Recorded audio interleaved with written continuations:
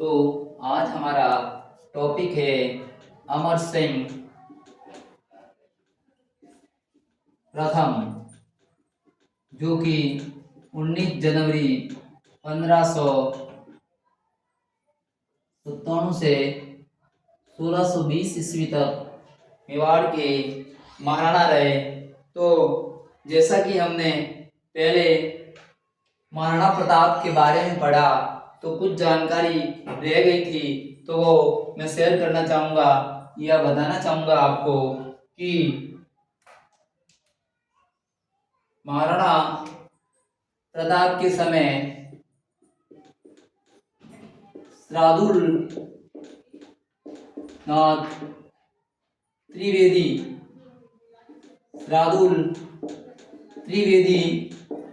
जो कि एक विद्वान था, उन्हें प्रताप द्वारा मुंडेर की जागीर दी थी। मुंडेर की जो जागीर थी वो उन्हें दी थी। और जैसा कि महाराणा प्रताप के समय मेवाड़ की आर्थिक स्थिति थोड़ी डाउन थी, जैसा कि पहले के राजाओं द्वारा जो 2-3 थे उस समय से ही स्थिति खराब थी, तो कहा जाता है कि ऐसे समय में अपने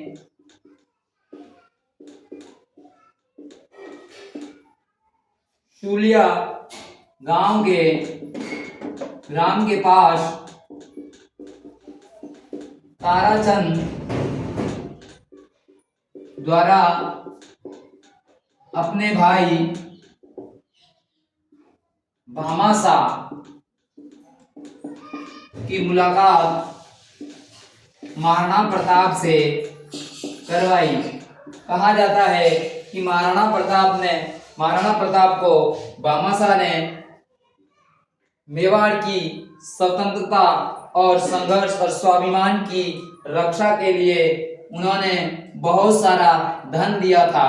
कहा जाता है कि 25 लाख कैश और 20 लाख के गोल्ड सोना दिया था। कहा जाता है कि उनके द्वारा दिया गया ये धन 12 वर्ष तक 25,000 सैनिकों का खर्च चल सकता है। तो इसलिए राजस्थान में वर्तमान में भामाशाह योजना सरकार में भी चल रही है।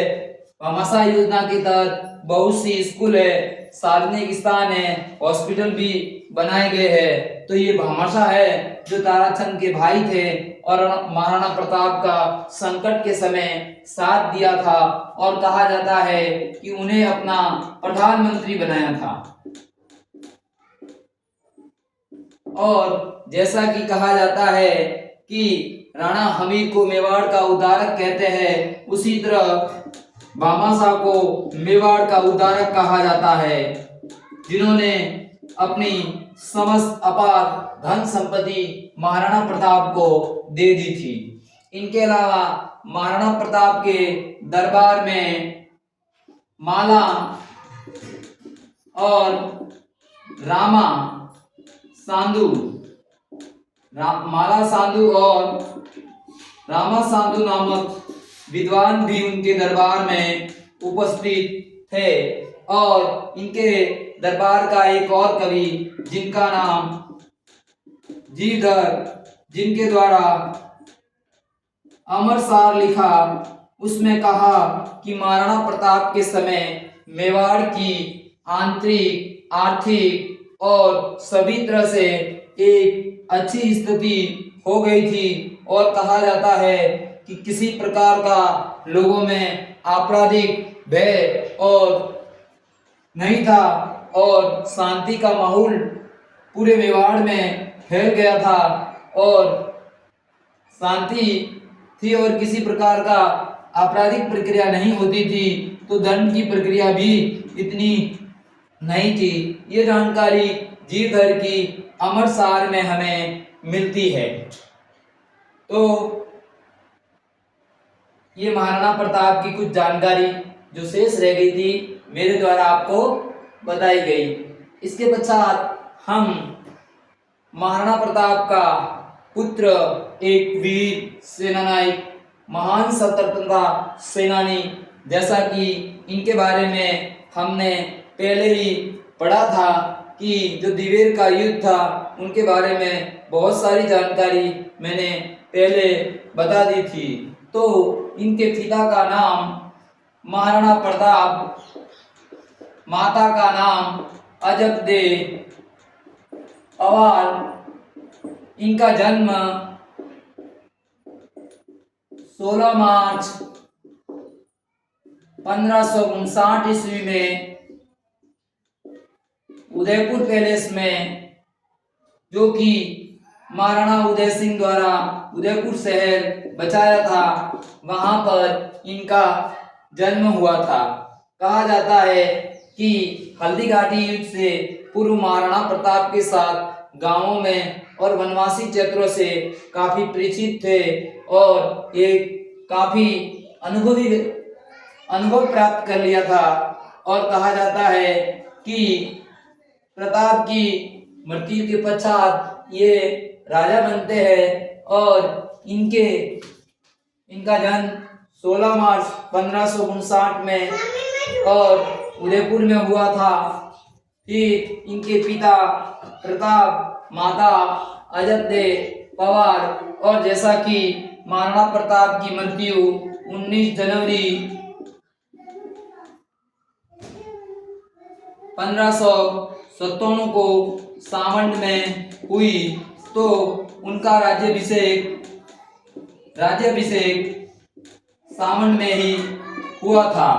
तो इनके बारे में हम पढ़ने से पूर्व कहा जाता है कि युवराज थे उस समय 1582 की घटना की हम ताज़ा याद करते हैं कि दिवेर के युद्ध में, जैसा कि मुगल मेवाड़ में नियंत्रण स्थापित करने के लिए दिवेर, देवल, देवारी और देसूरी 4 पुलिस थाने स्थापित किया था ताकि अपने राज्य का नियंत्रण रह सके। और सबसे मजबूत दिवेर में, जो कि अकबर का चाचा सुल्तान खां का शासन था, और इस पर महाराणा प्रताप और अमर सिंह के नेतृत्व में युद्ध हुआ और इसी में बांसवाड़ा, प्रतापगढ़, ईडर के शासकों ने उनका पूरा सहयोग एवं समर्थन दिया था।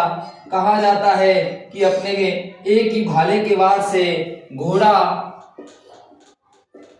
प्लस सुल्तान खां को चित कर दिया था, अर्थात भाला उनके आर पार निकल गया था। और कहते हैं कि सुल्तान खां इतना बॉडी का हट्टा कट्टा व्यक्ति था कि ये ऐसे किसने मारा, तो कहा जाता है कि महाराणा प्रताप द्वारा अपने अमर सिंह को सामने लाया जाता है और कहा जाता है कि वह भाला किसी से बाहर निकल नहीं रहा, तो अमर सिंह उसको बाहर निकालने के लिए कहते हैं। और कहा जाता है कि महाराणा प्रताप कहते हैं कि सुल्तान खां को सद्गति प्राप्त हो, तो कहते हैं कि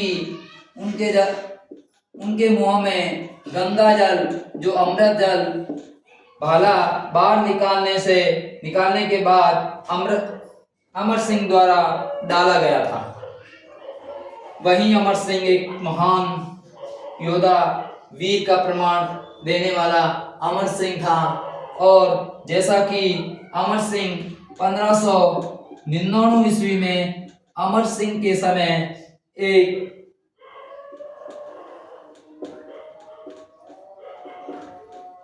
मुगलों और उनके बीच एक युद्ध होता है और इस युद्ध को हम उटाला का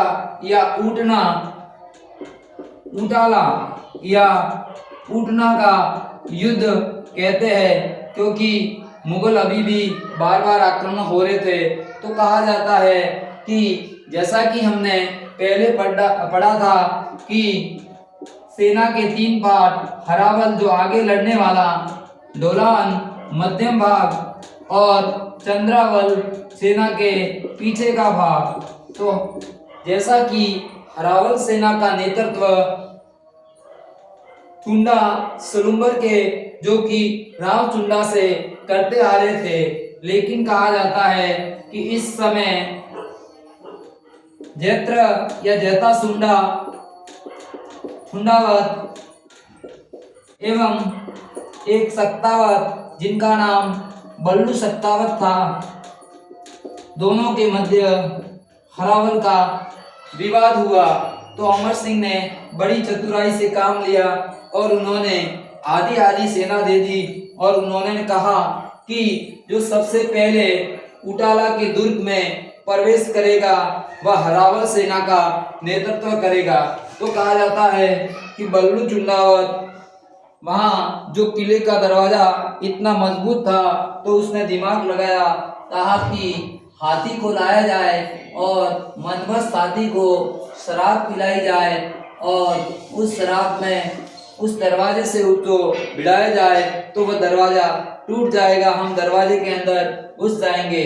लेकिन ऐसा करने पर कुछ नहीं हुआ और कहा जाता है कि बल्लू शरीर में हट्टा कट्टा और कहा जाता है कि गेट के आगे वह खड़ा रहा और पीछे से हाथी से धक्का दिलवाया। कहा जाता है कि ऊपर वाले दरवाजे से कुछ कीलें निकलनी शुरू हुई और कहते हैं कि उस कीलों से बल्लू लहूलुहान हो गया था और ये खबर जैत्र चुंडा या जैता छुंडावत को मिली। तो उनको हो गया कि इतने समय से हरावल का नेतृत्व सलुम्बर की चुंडावत करते आ रहे हैं, ये हमारे चुंडावत शाखा का इज्जत का सवाल है। और कहा जाता है कि अपना सिर धड़ से अलग कर देता है और सैनिकों द्वारा कहने पर वह सिर उटाला के किले में डाल देता है। इस प्रकार हरावल का नेतृत्व चुंडावतों के पास ही रहा।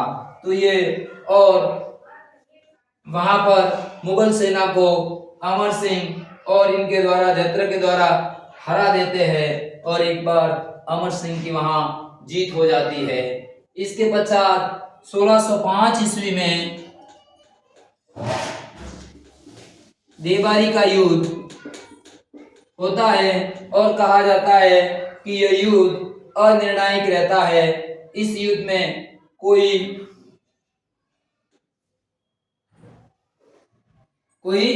विजय का आकलन नहीं करता, दोनों तरफ से अनिर्णायक युद्ध रहता है। इसके पश्चात कहा जाता है कि 1613 ईस्वी में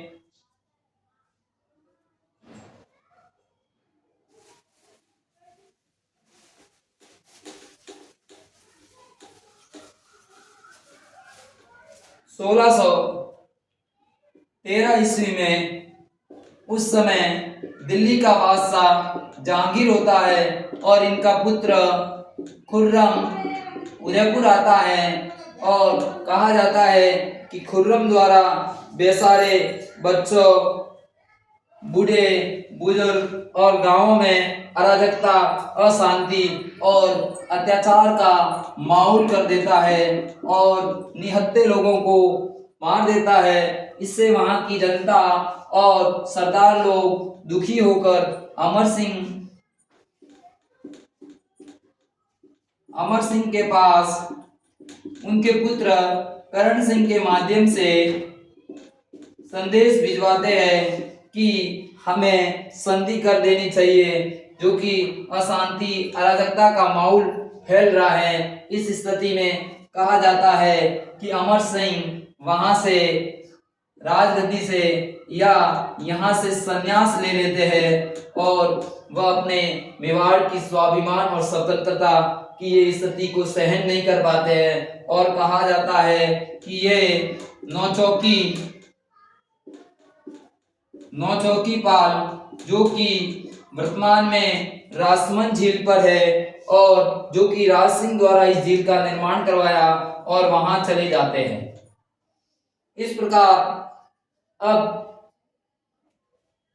करण सिंह के कहने पर अब खुर्रम और करण सिंह के मध्य संधि वार्तालाप होती है और कहा जाता है कि जहांगीर की तरफ से प्रतिनिधि के रूप में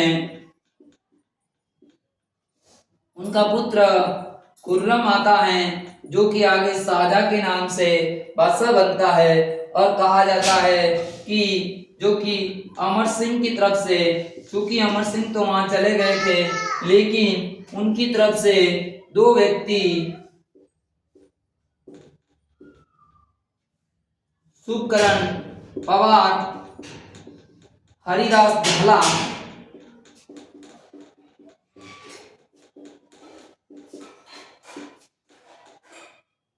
उपस्थित होते हैं और कहा जाता है कि इनके मध्य संधि का प्रस्ताव होता है और हरिदास और शुभकरण पवार द्वारा संधि के प्रस्ताव के तहत सबसे पहले ये शर्त रखी जाती है कि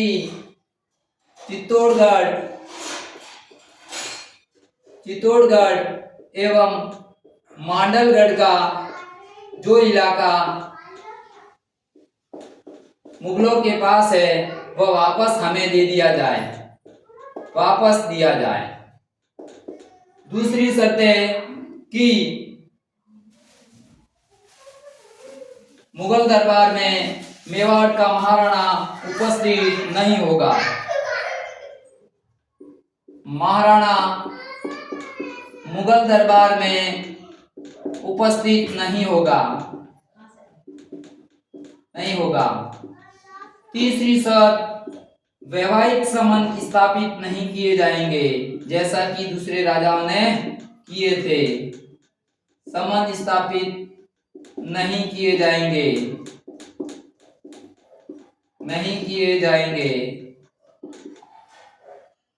चौथा पॉइंट, दरबार में राजकुमार करण सिंह उपस्थित होगा और इन्हें कम से कम 5000 की मनसबदारी दी जाएगी, उनसे कम मनसबदारी नहीं होगी। तो कहा जाता है कि ये तो मेवाड़ के शुभकरण पवार और हरिदास की एक निर्णायक चीजें कि उन्होंने ये बताई कि इनके अनुसार ये होनी चाहिए एक स्वाभिमान मेवाड़ के लिए। तो अब खुर्रम की तरफ से भी एक शर्त रखी जाती है कि चित्तौड़गढ़ दुर्ग और अन्य दुर्गों का पुनर्निर्माण नहीं करवाया जाएगा,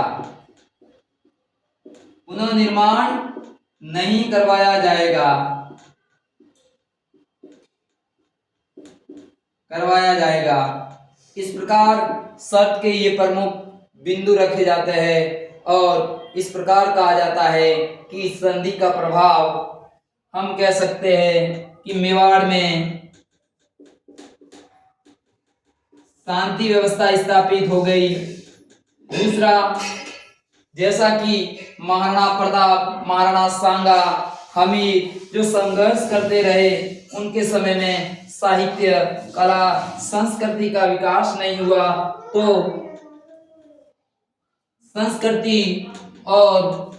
संस्कृति, चित्रकला, आर्ट्स आदि का विकास शुरू हो गया।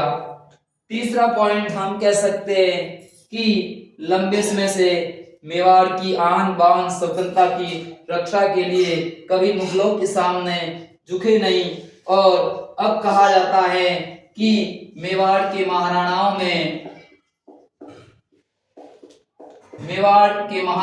में स्वाधीनता की भावना की कमी देखने को मिल रही है हमें। ये वही मेवाड़ था, वही जो महाराणा प्रताप और महाराणा सांगा जैसे वीर थे और अब ये संधि करते तो स्वाभाविक है स्वाधीनता की भावना में कमी आ गई। और इनके बारे में, जैसे कि प्रताप के बारे में एक और कर्नल जेम्स टॉड बताते हैं कि मेवाड़ का कोई ऐसा क्षेत्र नहीं है जो हमारी थर्मोपली से कम नहीं हो। और दिवेर के युद्ध में उन्होंने मैराथन की संज्ञा दी और कहते हैं कि वहां जैसे वीर थे ऐसा हर वीर राजस्थान की कण कण में, राजस्थान की हर धरती पर है। इसलिए इन्होंने मुगलों और अरबों को खूब सबक सिखाया था।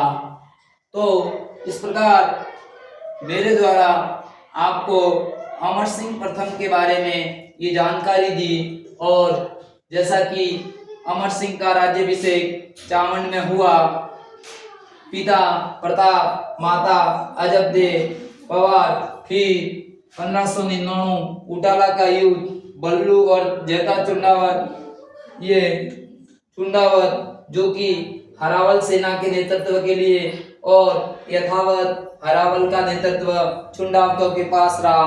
इस प्रकार अमर सिंह एक महान और स्वतंत्रता सेनानी थे। और कहा जाता है कि 1620 ईस्वी में अमर सिंह की मृत्यु हो जाती है।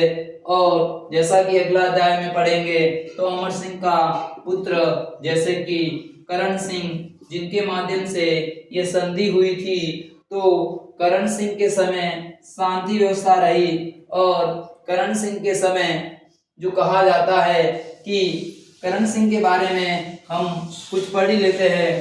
तो दूसरा राजा करण सिंह जो कि 1620 से 1628 तक राजा रहता है, महाराणा बनता है करण सिंह। तो इनके द्वारा उदयपुर में करण विलास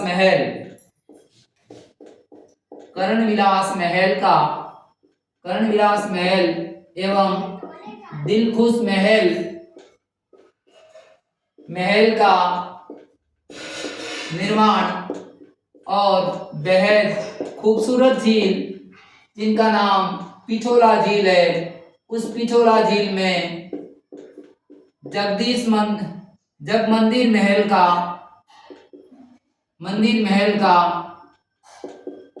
निर्माण का कार्य शुरू करण सिंह करवाता है। और जैसा कि कहा जाता है कि उत्तराधिकार के युद्ध में या जहांगीर के समय खुर्रम और दोनों के बीच विवाद हुआ, तो कहते हैं कि खुर्रम कुछ समय जगदीश ये जग मंदिर महल में रहा था। और इसी प्रकार ये जग मंदिर की एक कहानी कि मेवाड़ के महाराणा 1857 की क्रांति के समय स्वरूप सिंह जी थे, उस समय जो नीमच के विद्रोहियों को इसी जग मंदिर महल में शरण दी थी। महाराणा स्वरूप सिंह द्वारा इन विद्रोहियों को इन्हीं महल में शरण दी थी। तो हम करण सिंह के बाद अगला राजा जो कि 1628 से 1652 तक रहता है, उनके बारे में जगत सिंह प्रथम, जिनके बारे में अगले अध्याय में पढ़ेंगे। जय हिंद, जय भारत। मैं आशा करता हूं कि मेरे द्वारा दी गई ये जानकारी आपको अच्छी लगी, और प्लीज ज़्यादा से ज़्यादा मेरे चैनल को सब्सक्राइब करें और मेंबर्स जुड़े और ज़्यादा से ज़्यादा इनका फायदा ले। और मैं आपको कहना चाहूँगा, मेरे द्वारा दी गई इस जानकारी, इसमें से अभी आने वाले एग्जाम में बहुत सारे क्वेश्चंस आएंगे। ये मेरा आपसे एक वादा है और मेरा विश्वास है। जय हिंद, जय भारत।